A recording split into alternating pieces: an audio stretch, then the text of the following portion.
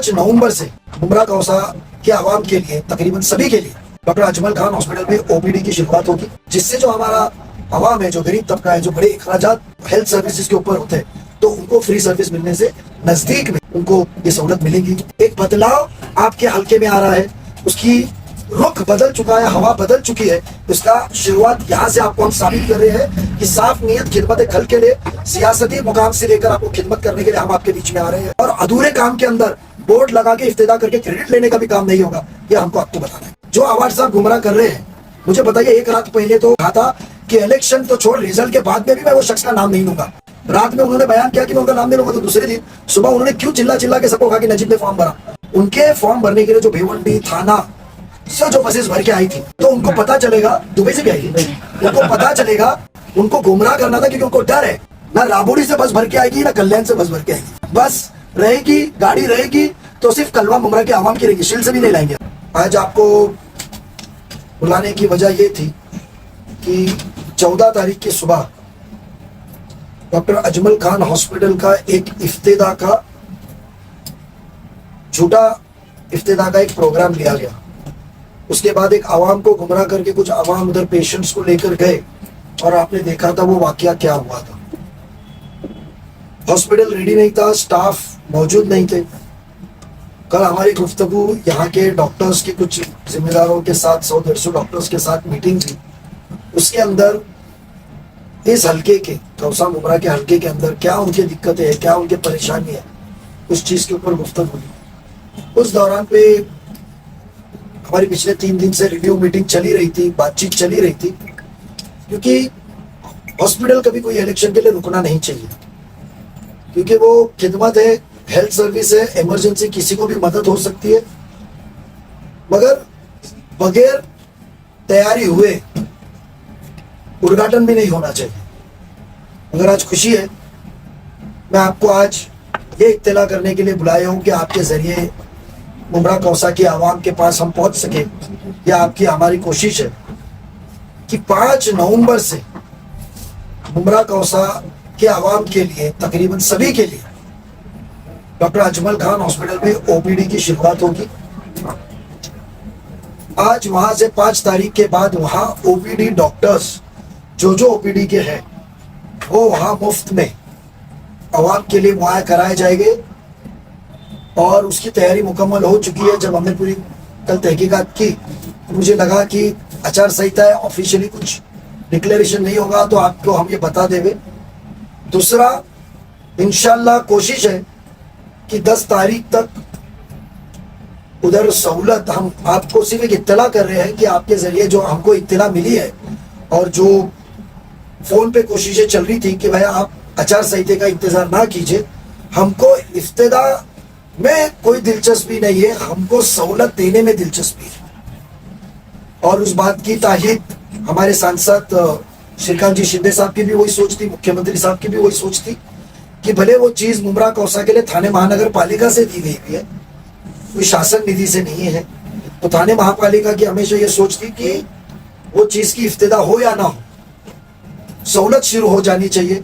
और वो जो आदेश माननीय सांसद श्रीकांत जी शिंदे साहब का था, खासदार साहब का था, और हमें सबकी जो डिमांड थी, वो डिमांड को मुकम्मल हो चुकी है। 5 तारीख को ओपीडी, और इंशाल्लाह 10 तारीख से इनिशियल एडमिशन फॉर माइनर जो भी रहेगा वो शुरू किया जाएगा।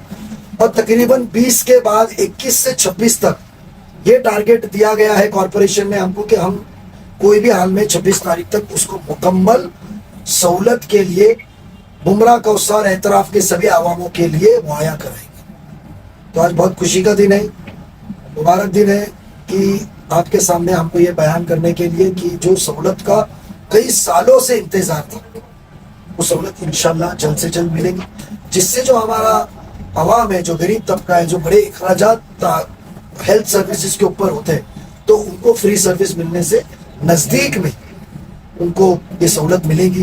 अगर वो शिवाजी हॉस्पिटल, छत्रपति शिवाजी महाराज हॉस्पिटल जाना पड़ता था, सिविल हॉस्पिटल जाना पड़ता, और दूर होने की वजह से प्राइवेट हॉस्पिटलों में जाना पड़ता था, और प्राइवेट हॉस्पिटलों में क्या हाल है आपको पता है। तो उसके लिए जो हमारी सोच के लिए हमने सब नगर सेवकों ने मिलके कई करोड़ों रुपए, 100 के ऊपर, 200 के ऊपर करोड़ रुपए हमने जो आवाम के लिए मुहैया कराया था सभागृह में बैठ के। तो आज खुशी है हम सभी नगर सेवक जो साबिक कॉर्पोरेटर्स को और आवाम को कहना है कि हॉस्पिटल जल्द से जल्द शुरू हो। 5 को ओबीटी, 10 के बाद उनको 10 तारीख के बाद उनका ये किया जाएगा एडमिशन का, और 26 तारीख तक हमने उनको टारगेट दिया कि 26 तक आप मुकम्मल करो, क्योंकि हमको ये एक मैसेज आवाम को देना है कि जहां आपको सहूलत देने का वक्त आएगा तो हम इफ्तिदा और मैं इसमें हूं, वो क्रेडिट लेने के लिए आपकी सहूलत रुकेगी नहीं। एक बदलाव आपके हल्के में आ रहा है, उसकी रुख बदल चुका है, हवा बदल चुकी है, उसका शुरुआत यहाँ से आपको हम साबित कर रहे हैं कि साफ नीयत खिदमत खल्क के लिए सियासती मुकाम से लेकर आपको खिदमत करने के लिए हम आपके बीच में आ रहे हैं कि आप इफ्तिदा बोर्ड पे नाम के लिए काम की रुकावट नहीं होगी, और अधूरे काम के अंदर बोर्ड लगा के इफ्तिदा करके क्रेडिट लेने का भी काम नहीं होगा। ये हमको आपको बताना है। नजीब सर, 3 दिन पहले जब अवार्ड जी उस हॉस्पिटल में वीडियोस वायरल हो रहे हैं, जब महिलाओं ने उनसे शिकायत की हॉस्पिटल को लेके, उन्होंने कहा अगर 4 दिन के अंदर हॉस्पिटल चालू नहीं हुआ तो चौथे दिन आकर मैं इस हॉस्पिटल का दरवाजा तोड़ दूंगा। मैं आपको बता दूं, 3 दिन पुरानी बात नहीं है, 8 दिन पुरानी बात है। वो जो वाकया पेशेंट का हुआ था उसके बाद रात में वो गए थे जब बोर्ड क्लोज लगा हुआ था, रात को 1 बजे गए थे। वही नहीं सर, दिन का है ये वादा किया उन्होंने, उसको 3 दिन ऑलरेडी हो गए, कल 4 दिन। क्योंकि देखो ऐसा है कि वो भी एक आमदार है, उनको भी खबर लगती है कि रिव्यू क्या हो रहा है, कौन कोशिश कर रहा है। तो जब वो हॉस्पिटल 4 दिन बाद इफ्तिदा होने वाला था तो आपने 14 तारीख को रिबन काट के आवाम को गुमराह क्यों किया? जब वो शुरुआत ही नहीं हुआ था, स्टाफ आए नहीं थे, उसकी निजामात सेटअप नहीं हुई थी। कभी कभी हमारे भी काम थे, हमने 50 करोड़ का जो नया 40 करोड़ का निधि लाया, 5 करोड़ अल्पसंख्यक का लाया, तो वो निधि का हम इफ्तिदा नहीं कर पाए, उसका टेंडर नोटिस निकाल के टेंडर की वर्क ऑर्डर नहीं कर पाए। तो इसका मतलब हमने आवाम को गुमराह करने के लिए इफ्तिदा तो नहीं की कि भैया कब्रिस्तान मट्टी का दुआ करो, चलो कब्रिस्तान की मट्टी डालने का काम हमने लाया, चलो प्लेग्राउंड बनाने का काम हमने लाया, तो हमने नहीं किया। नाले का काम का इफ्तिदा नहीं किया, 25 करोड़ रुपए नाले के लिए हमने लाया, जो उठ छोड़ बारिश गिरता हमने इफ्तिदा नहीं किया। तो उन्होंने क्यों किया? जब ये तो कबूल करते ना आमदार साहब कि 14 तारीख को जब इफ्तिदा किया हॉस्पिटल मुकम्मल नहीं था, इसीलिए उन्होंने वक्त दिया। अवार्ड साहब ने वक्त, आमदार साहब ने वक्त कब दिया? 4 दिन का जब उन्होंने वक्त मुहैया कराया, ये तो साबित होता है कि 14 को रेडी नहीं था। तो मेरा सवाल उनसे कि इफ्तिदा क्यों किया, क्यों आपको क्रेडिट की गई है? हमको तो काम की गई है। यानी वो हर कामों का श्रेय खुद लेते हैं, ऐसा कहना आपका? बेशक, वहां जो हर पैसा आया है उसकी प्रशासकीय एडमिनिस्ट्रेटिव और फाइनेंशियल अप्रूवल, जिसको कहा जाता है प्रशासकीय व वित्तीय मान्यता, ये तो सभागृह ने दी थी। तो सभागृह का हिस्सा वो यहाँ नहीं थे उस वक्त, तो वो क्रेडिट तो कॉर्पोरेशन तय करने वाली थी कब इफ्तिदा होगी, क्या होगी। उसमें आमदार का रोल नहीं रहता है। सभागृह के मैनुअल के हिसाब से इफ्तिदा में वहां के स्थानिक आमदार, स्थानिक खासदार, जितने महापालिका के हद के अंदर लिमिट्स में जितने एमएलसीज है, MP member of parliament, Rajya Sabha, उनका नाम लिखा जाता है। बट उसको कौन करेगा? वो प्रशासकीय बात के अंदर जब रहा तो आयुक्त तय करता है इसकी इफ्तिदा कब हो। आयुक्त साहब को पता था कि भाई यह काम मुकम्मल नहीं हुआ है, कुछ दिन मुझे लगने वाले, काम डिले हो गया है रिक्रूटमेंट और बाकी के कुछ मशीनरीज और परमिशंस के लिए, तो उन्होंने इफ्तिदा नहीं की। तो इनका श्रेय लेने की चीज है। और जितने लोग वहां थे, ना वो वहां के हल्के के कॉर्पोरेटर थे, ना कभी वो हॉस्पिटल में आए, उनको आज सवाल करे कि भाई ये क्या सिस्टम में दिया गया है, आप बताइए। चलते चलते सवाल करे, ये वीडियो वायरल होने के पहले, तो वो जवाब दे पाएंगे कि पूछ लो आप। भाई कल आपने फॉर्म भरा है, लेकिन इतना छुप छुपाते हुए फॉर्म क्यों भरा? क्योंकि मैं फॉर्म 28 तारीख को भरूंगा। इतना याद रखिए, हर उम्मीदवार 4 से 6 फॉर्म भरते हैं। कल मेरा ड्राफ्ट फॉर्म था, क्योंकि ये टाइप पे फॉर्म नया आया है, इसके अंदर रूल्स और स्पेसिफिकेशन बहुत है। हम कारोबारी लोग हैं, टक्के वाले लोग नहीं है। तो कारोबारी लोगों के बिजनेसेस बहुत होते हैं, और मैं कॉलेज टाइम से बिजनेसमैन, मेरा पैन कार्ड 95 का है। तो बिजनेसमैन होते हैं, कारोबारी लोग होते हैं, तो पता चल जाता है। क्योंकि जिसको शिकस्त की नहीं जाती वो गलत काम में, आपने क्रिकेट खेलते हो देते हो ना, बॉलर बॉल डालने के स्टाइल करता है, पीछे से विकेट निकालता है, उसको भी आउट कहा जाता है। तो खबरदारी के लिए हमने कल फॉर्म भरा है। जो अवार्ड साहब गुमराह कर रहे हैं, मुझे बताइए, 1 रात पहले तो मेरा उनका सवाल है कि आपने कहा था कि इलेक्शन तो छोड़, रिजल्ट के बाद में भी मैं वो शख्स का नाम नहीं लूंगा। बेगल से कभी भी कहा जाता है, उनका रात का जुमला और सुबह के जुमले में बहुत फर्क होता है। रात में उन्होंने बयान किया कि मैं उनका नाम नहीं लूंगा, तो दूसरे दिन सुबह उन्होंने क्यों चिल्ला चिल्ला के सबको कहा कि नजीब ने फॉर्म भरा? उसकी वजह यह है कि वो आवाम को गुमराह करना चाहते थे। उनके फॉर्म भरने के लिए जो भिवंडी थाना से जो बसेस भर के आई थी, उनको डर था इंक्लूडिंग कि मैं नासिक घूम- टू, हाँ? नासिक टू। नासिक, हाँ। तो उनको पता चलेगा, दुबई से भी आई थी, उनको पता चलेगा, उनको गुमराह करना था क्योंकि उनको डर है, उनको डर है कि मेरे से ज्यादा तादाद अवाम नजीब की मोहब्बत में, बदलाव की मोहब्बत में ताकत देने के लिए, और जो काम नहीं किए झूठ के खिलाफ सच का लिए अवाम मेरे से ज्यादा तादाद में उतरी, इसके लिए गुमराह करने का स्टाइल है। आपने तो 4 बार कहा है ना मैं नजीब का नाम नहीं लूंगा, तो क्यों कहा ना? किसी ने पूछा नहीं था? नजीब ने फॉर्म भरा, नजीब ने फॉर्म भरा, मैंने डमी फॉर्म भरा, उसके ऊपर मेरे को करेक्शंस का लेटर भी निकला, मेरे को करेक्शंस का लेटर भी उन्होंने दिया कि ये खामी है, ये खामी है, क्योंकि नए रूल के हिसाब से मुझे वो ट्रायल लेना था कि मैं क्या सिस्टम है। तो मेरे पास में 4 दिन रहते करेक्शन करने के लिए। आपके पास फॉर्म स्कैन हुए लाए जूना, इतना जाना है आपको, हर प्रॉपर्टीज, घर, बिजनेस अकाउंट सब आपको मिलेगा, तो हर चीज उसके अंदर डालने के लिए आगे पीछे होता है। करेक्शंस का लेटर भी निकला, तो इसके लिए मैंने फॉर्म डाला था कि भाई मैं एक बार फॉर्म सबमिट करूं, और सबमिट करके मुझे पता चले तो जो मेरा मेन फॉर्म है वो मैं 28 तारीख को।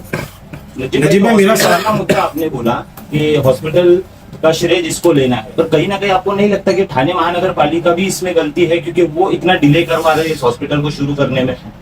बात तो सुनिए ना, थाने महानगर पालिका की जो रुकावट का स्पीड ब्रेकर है ना, मुमरा कौसा के डेवलपमेंट का, वो इंशाल्लाह आवाम 20 तारीख को हटा देंगी, 20 नवंबर को एक बार हटा देंगे, फिर देखना आप कैसी स्पीड में चलेगी, क्योंकि हमको काम में मतलब है, उद्घाटन में नहीं।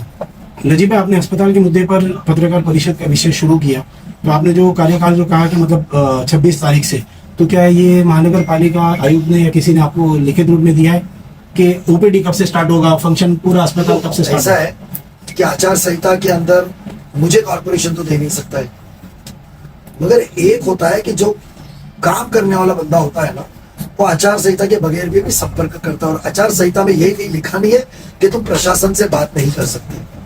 तो डे टू डे हमारा कांटेक्ट प्रशासन से चल रहा था। रिव्यू जो मैंने वर्ड यूज किया, उसको उर्दू में माफी चाहता हूँ मैं, रिव्यू मीटिंग, हम रिव्यू बातचीत चल रही थी, क्या आया, क्या स्टेज पे आया। सर, जो एजेंसी अपॉइंट की गई है, जो एजेंसी अपॉइंट की गई है, वो एजेंसी के लिए भी हम लोगों ने, एजेंसी के लिए भी हमने रिव्यू लिया, और उसके अंदर ये तय हुआ है, और मेरे ख्याल से इंशाल्लाह 5 तारीख का लेटर मेरी मालूमात के हिसाब से मुझे नहीं मिलेगा, वो एजेंसी को मिलेगा। मेरे ख्याल से आज शाम तक उनको ओपीडी शुरू करने का लेटर इशू हो जाएगा, ऐसा मुझे इत्तला है। सर, सर, कैजुअलिटी कब से शुरू हो रही है? कैजुअलिटी देखो जिस तरह से शिवाजी हॉस्पिटल में हो रहा था, मैं इसके लिए आपको कहा कि पहले तो आपका 5 तारीख को ओपीडी शुरू करें, तो 5 तारीख को ओपीडी के बाद में फिर हम 10 तारीख तक एडमिशन शुरू करेंगे।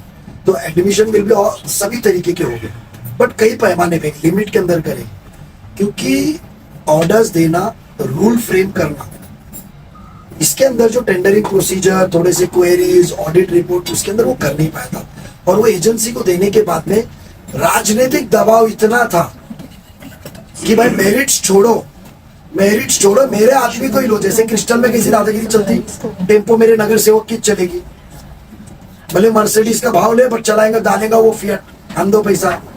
तो वो हिसाब से हॉस्पिटल में भी दबाव था। तो हो सकता है कॉन्ट्रैक्टर ने सोचा होगा एक बार आचार संहिता हो जाए, ये दबाव निकल जाओ, मैं सच काम करूं, जिसके लिए मुझे अपॉइंट किया गया, उम्मीद है उससे हुई। हमने हॉस्पिटल का मुआयना आपके साथ ही किया था, तो उसी वक्त उसने कहा था कि मेरे रजिस्ट्रेशन पेंडिंग है, मेरा सर्टिफिकेशन पेंडिंग है, क्योंकि जब कोई एमआरआई मशीन डालता है तो एमआरआई के बाद एक अथॉरिटी है, वो अथॉरिटी आके उस चीज का पूरा मुआयना करती है, उसको सर्टिफाई करती है और ऑपरेट। जैसे आप लिफ्ट लगाते हो, तो जब तक लिफ्ट सर्टिफिकेट आता नहीं, आप लिफ्ट चालू नहीं कर सकते, गुनाह दाखिल होगा, क्रिमिनल गुनाह है।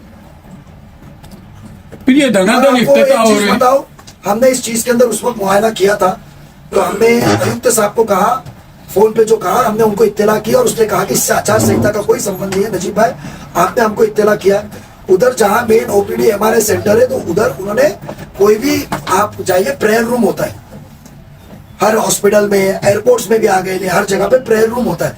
तो हमने देखा कि वहां प्रेयर रूम का इंतजाम नहीं था।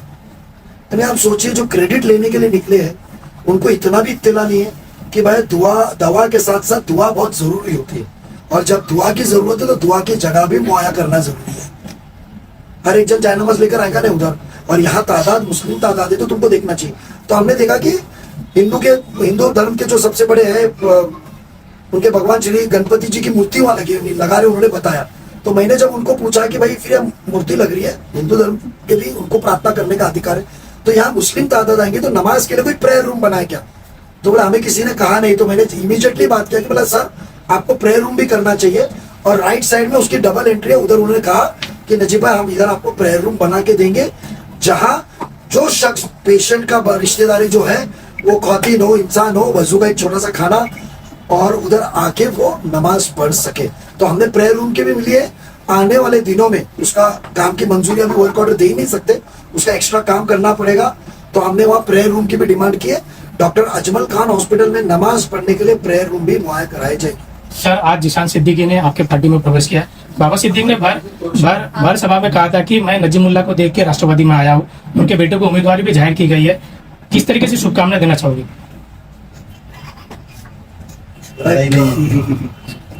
भाई था मेरा वो, अल्लाह उसे जन्नत नसीब फरमाए। जीशान के साथ हम लोग है, भाई था, 25 साल बच्चे के जैसा उसने मुझे रखा था। बाबा मैंने जो भी अल्लाह की मर्जी, उसको साथ देंगे, जिताएंगे। 28 तारीख को हमारी कोशिश थी कि माननीय नेता हमारे अजीत दादा पवार साहब आए, बट उन्होंने मुझे कहा था कि 29 तारीख को कर, और 29 आखिरी दिन हो जाता है, और हो सकता है कुछ भी हादसा करते हुए ये फॉर्म न जाए, तो उसके लिए हमने रिस्क न लेते हुए 28 तारीख रखी थी। तो सुनील जी तटकरे साहब आएंगे, कुछ विधायकों ने कहा है कि हम आते हैं, और खासदार यहाँ के जो सांसद है हमारे खासदार साहब है श्रीकांत जी शिंदे साहब आएंगे, और दिगर सब पार्टी के लोग इधर आएंगे। और खुशी की बात है कि अल्लाह ताला ने ऐसा असबाब फरमा रहे हैं कि मुझे कलवा से भी ऐसे ऐसे सोसाइटीज के चेयरमैन से कि नजीब आपकी हिम्मत अफजाई के लिए हम वो गर्दी में शरीक होंगे इंशाल्लाह। मंडे के दिन देखते, पर मैं ये वादा करता हूँ ना राबोड़ी से बस भर के आएगी ना कल्याण से बस भर के आएगी। बस रहेगी, गाड़ी रहेगी तो सिर्फ कलवा मुमरा के आवाम की रहेगी, शिल से भी नहीं लाएंगे हम। हमारे न्यूज चैनल्स को सब्सक्राइब करें, लाइक करें, कमेंट्स करें, शेयर करें और घंटी का बटन प्रेस करें, ताकि आने वाली हर वीडियो और अपडेट्स की नोटिफिकेशन आप सभी को मिलती रहे। जय हिंद, जय महाराष्ट्र।